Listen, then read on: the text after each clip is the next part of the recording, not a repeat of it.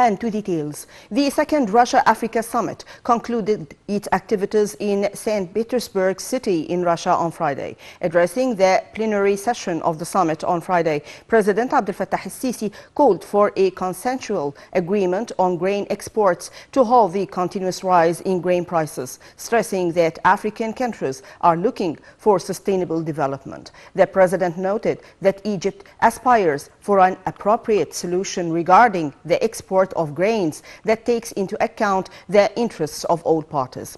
President el-Sisi also said that Egypt has launched the first edition of the summit in 2019, adding that this edition comes at a very crucial international circumstances characterized by a high degree of polarization. At the continent level, President el-Sisi referred to Egypt's role within its presidency of the steering committee of heads of state and government of the African Union Development Agency NEPAD, as well as Egypt's role in the post-conflict reconstruction and development file at the African Union level to support efforts to boost peace and security.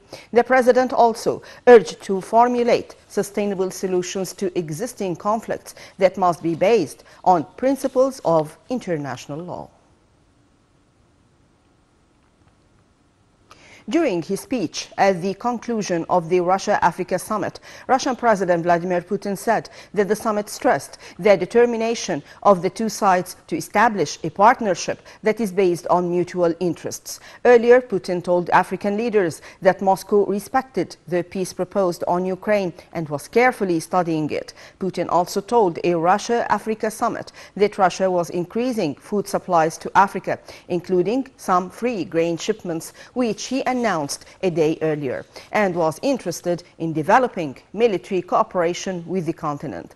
On day 2 of the summit, Putin said Russia was prepared to supply some weapons to Africa for free to enhance security on the continent and to work more closely with African law enforcement and intelligence services. He said it was increasing agricultural exports and would remain a reliable supplier of food. Putin also said that Moscow had written off $23 billion of debt on African countries.